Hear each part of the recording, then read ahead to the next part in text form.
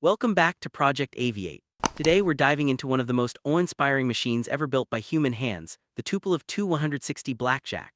A bomber so enormous, so fast, and so powerful that it still holds the title as the largest and heaviest supersonic combat aircraft ever to fly. The Tu-160 isn't just a plane, it's the embodiment of Soviet ambition, engineering genius, and Cold War power. Let's uncover why this white swan of the sky became the ultimate symbol of speed, range, and dominance. As the video opens, imagine a cinematic aerial shot of the Tu-160 cutting through the clouds, sunlight glinting off its smooth white fuselage. The sheer wingspan alone looks almost impossible, dwarfing most modern airliners. This aircraft doesn't just fly, it commands the skies. But to truly understand its creation, we need to go back to the Cold War, when the world's superpowers were locked in an arms race that reached into the stratosphere. In the 1960s and 70s, the United States had developed the B-1 Lancer, a sleek, variable geometry bomber capable of supersonic speeds.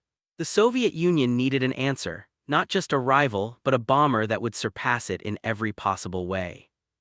Inside a dimly lit design bureau in Moscow, Soviet engineers and designers worked tirelessly, surrounded by blueprints and aircraft models. Their mission was clear: build a strategic bomber that could outrun enemy interceptors, fly halfway around the world, and carry enough firepower to alter the course of any conflict.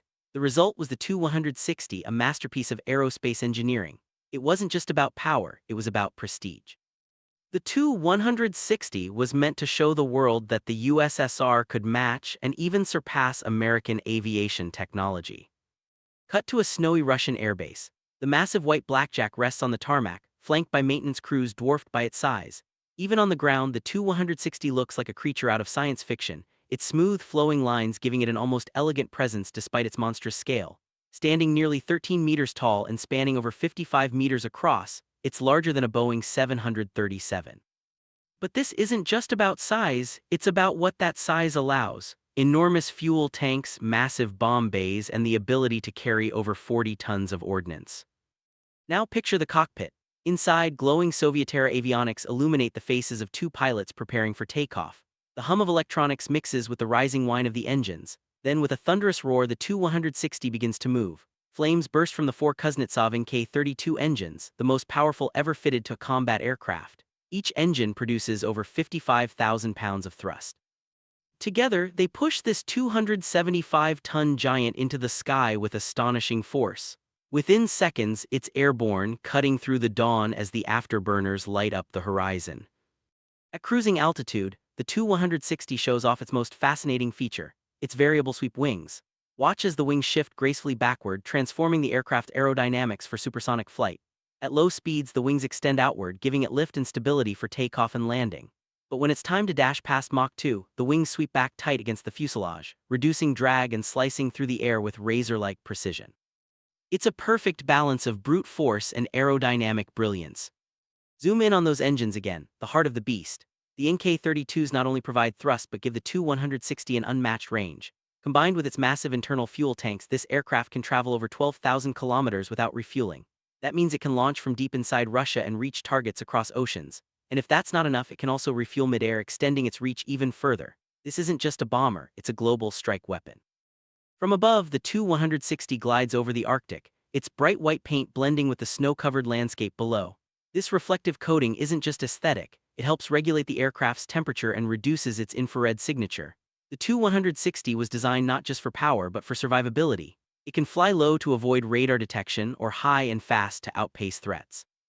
And when it needs to deliver its payload, it opens its cavernous bomb bay doors to release an arsenal of cruise missiles capable of carrying conventional or nuclear warheads.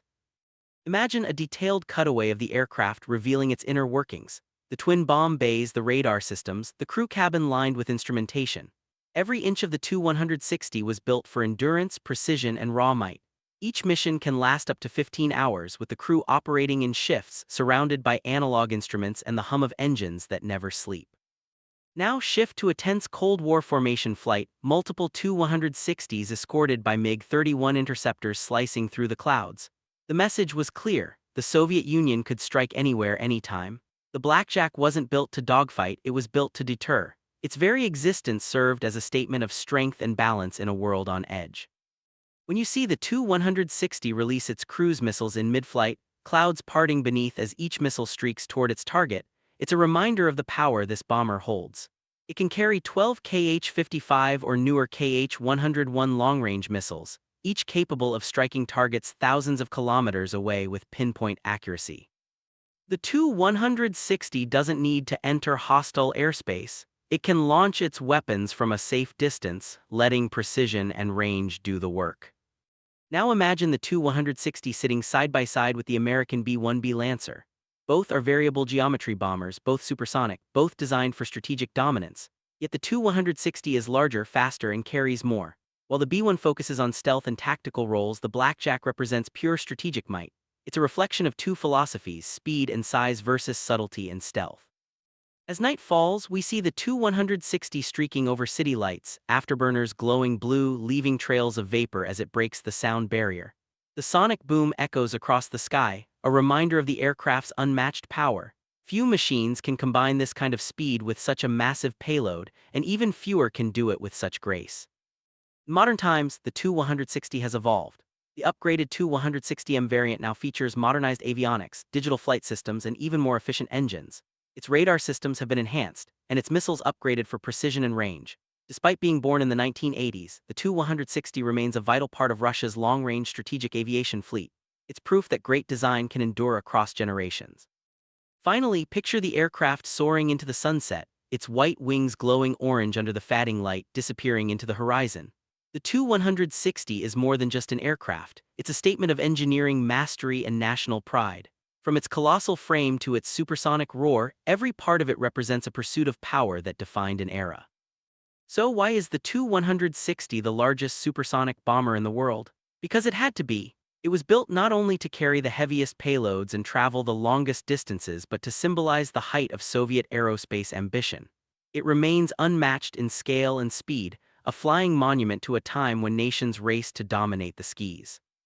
If you enjoyed this deep dive into the legendary Tu-160 Blackjack, make sure to like the video, subscribe, and stay tuned for more stories from the world of aviation. This is Project Aviate, signing off, where every flight tells a story of human innovation, courage, and the endless quest for the skies.